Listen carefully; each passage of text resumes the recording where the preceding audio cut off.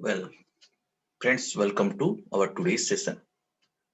As per plan, let us first see the residential status of HUF.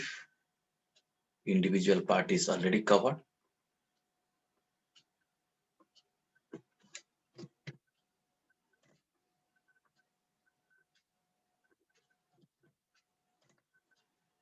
So you already know residential status of HUF. We are trying to quickly recapitulate this thing. As you know, in case of what you can say, in case of individual, the residential status are depending upon the number of days of stay in India, is it not? But whereas in case of HUF, the residential status depends on what? Depends upon control and management. This is the concept we have to keep in mind. Right? Okay. So as you know, an HUF will be considered as resident when the business is wholly or partly controlled and managed in India. If the business is wholly controlled in India or partly controlled and managed in India, then we'll be considering that HUF and as a resident. And HUF will be considered as non-resident when the business is wholly controlled and managed outside India. If it is totally from outside India, control and management is totally from outside India, then only it is non-resident. Or otherwise it is resident. Okay. That means even if the part control is there from India, then it is resident. You know this. I don't think there will be any query here. That means here the message is that the number of days of stay of Karta doesn't matter. Residential status of Karta also doesn't matter for this primary classification, whether HUF is a resident or non-resident. Is it clear to you?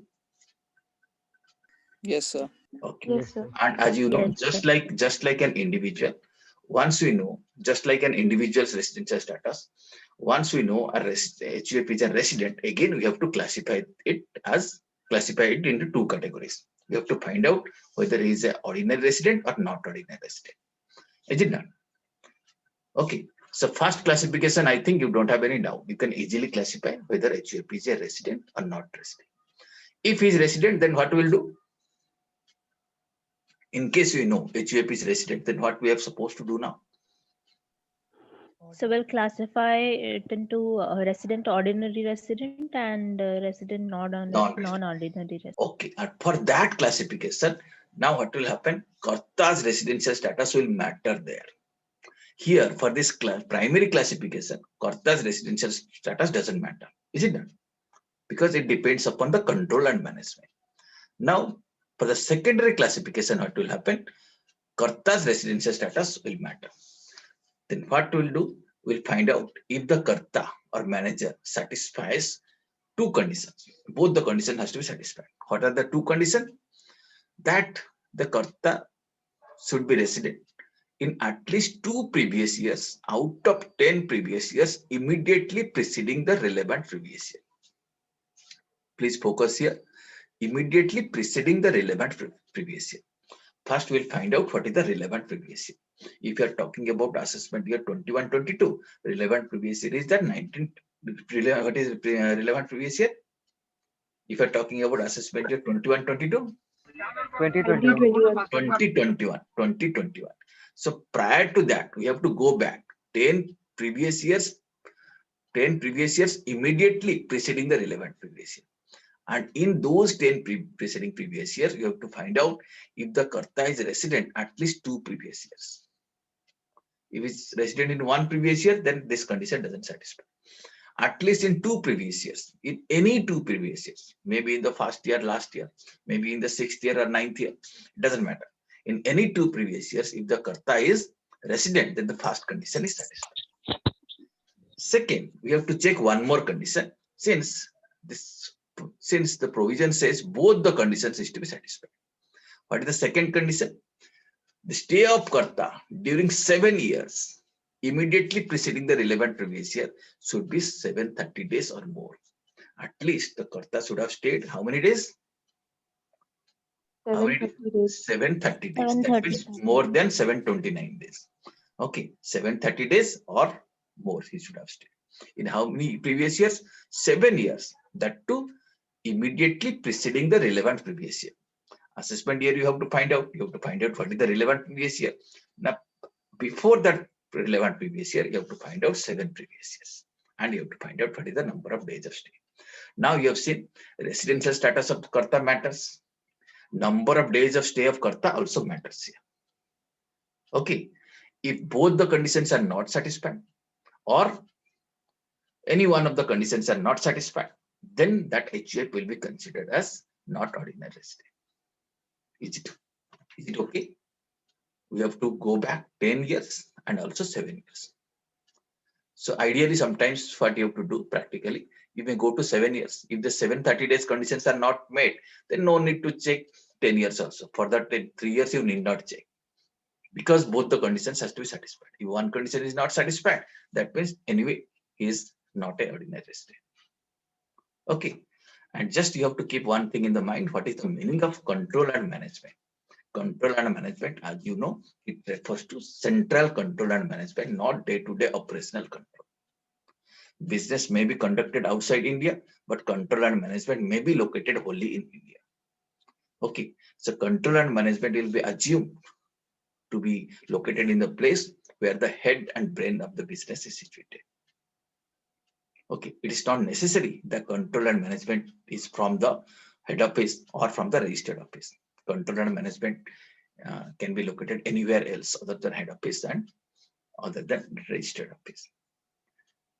Okay, so when we talk about control and management, it refers to functioning of the controlling and directing power from a particular place with some degree of permanence. Okay, so some element of permanence should be there. So the person should be located, or the controller management should be located in a place. On that basis, we'll see whether HUF is a resident or not non-resident. Once he is resident, then we have to see the residential status of the Karta and number of days of stay of Karta in India. On that basis, we'll decide whether he is ordinary resident or not ordinary resident. Okay, what I explained you, the same thing is explained in this chart. First, for primary classification, what is important is control and management. If it is satisfied and it is understood that HUF is resident, then we have to apply the secondary condition. These are the second two conditions. In between plus is there, that means both the condition has to be satisfied, at least 2 previous years. The Karta should be resident, or you should have stayed 730 days. Okay, on that basis, we can find out whether HUF is a resident and ordinary resident, or HUF is a resident but not ordinary resident. Okay, so on that basis, we have tried this question earlier. Okay, this was the question that HUF is transacted. The business of the HUF is transacted from Australia. Policy decisions are taken there. So this condition primarily shows that means when the policy decisions are taken, that means control and management is from Australia. Is it not? Then this question says, Mr. E, the Karta of HUF, who was born in Kolkata, visits India in the previous year 2021. After 15 years, that means since last 15 years, he was not there in India.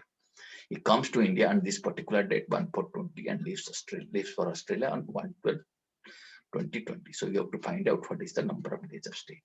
And we are supposed to find out for assessment year 21/22, what is the residential status of E and what is the residential status of HUF. First, if you see the residential status of Mr. E, you have to calculate the number of days of stay. Okay, both arrival and departure dates has to be considered. Considering this thing, total number of days is how much? 245. 245 days. Here you have to keep in the mind, he lives in June 1st, so June 1st day is to be included. Okay, and as you know, Karta is a resident.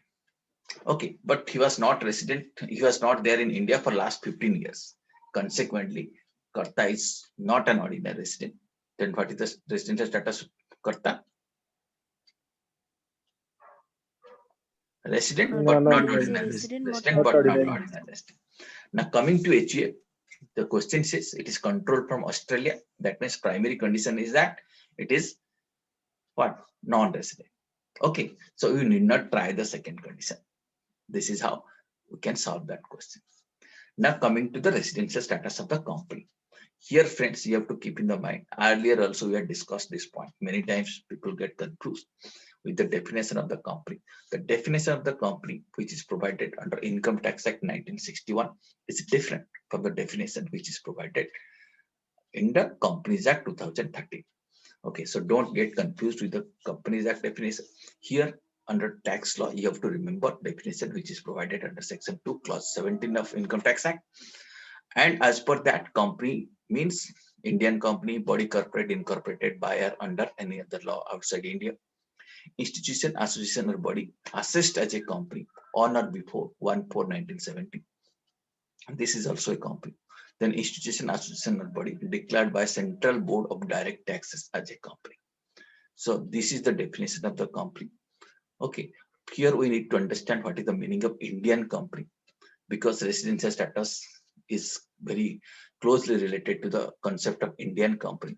The Indian company concept has also been defined under Section 2, Clause 26, means a company formed and registered under Companies Act 2013, and includes a company which is formed under some earlier law, includes a corporation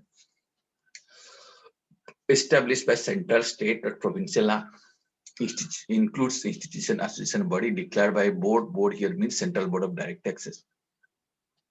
Includes a company which is formed in the state of Jammu and Kashmir under any law which is for the time being in force. Includes a company which is formed in these union territories like Dadra and Nagar Haveli, Goa, Daman, Diu, Pondicherry, etc. under any law for the timing in force. Right. So these are the meaning of Indian company. Why you are understanding the concept of Indian company? Because if you see the residential status concept of the company, if a company is an Indian company, then it is always resident in India. We'll come to that point. But few other company related points you have to consider. As I told you, sometimes CBDT may declare a particular association, institution, body as a company. But if that declaration is there, we have to remember that institution, association, body shall be deemed to a company only for the assessment year or assessment years as may be specified in the declaration. That doesn't mean that body or association will become company always, only for that particular year for which declaration is made. That company, that institution, association, body will be considered as a company. And you have to also know company under liquidation is also a company. And company need not have share capital. You know, it is also possible to form company without share capital. And therefore, if the company doesn't have share capital, still then it will be also a company.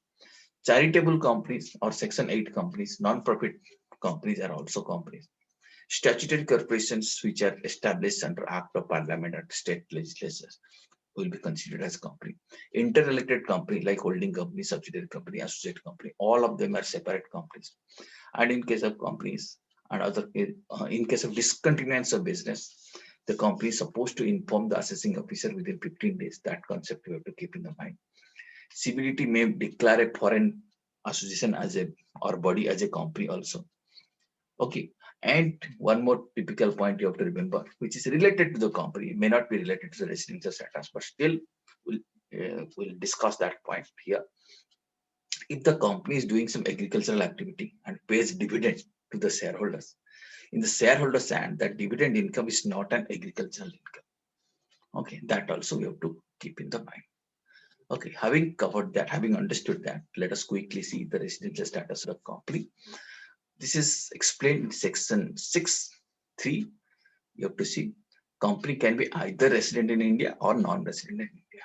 There is no sub-classification that resident and ordinary resident or resident but not ordinary resident. Only company can be either resident or non-resident.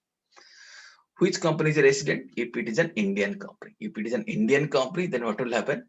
Invariably, the company is always resident in India. Okay. Okay. So no need to analyze further. Indian company always resident. Okay. And what about the foreign company? Here you say condition says or during the previous year, its place of effective management at any time is in India. If it is a non-Indian company, if its place of effective management during the previous year at any time is in India, then that is also resident in India. Okay, so this second part applies to the foreign companies or non-Indian companies. Here, what I have to check, we have to check the place of effective management. If the place of management, effective management in the previous year is in India, then it is again resident in India. If it is not in India, then it is non-resident. Then who is non-resident in India? To know whether a company is non-resident, first of all, we have to see that it is not an Indian company, because Indian company is always resident in India. It is not an Indian company. In addition to, you have to see during the previous year, its place of effective management at any time is not in India. If the place of effective management is never in India during the previous year, and it is a non-Indian company, then it is a non-resident in India. Okay, did you understand this concept? I'm explaining again with the help of this chart. First, you have to find out if the company is an Indian company. If it is Indian company, it is always resident. If it is no, then we have to find out POEM. POEM means, what is POEM? Place of effective management. Place of effective management, you have to check. You have to see if it is at any time located in India, then it is again a resident. Otherwise, it is a non-resident company. Okay, let us quickly understand what is the meaning of place of effective management. Means the place where key management and commercial decisions that are necessary for the conduct of the business of an entity as a whole in substance is made. That means, in substance, the key decisions, commercial decisions and key managerial decisions are taken.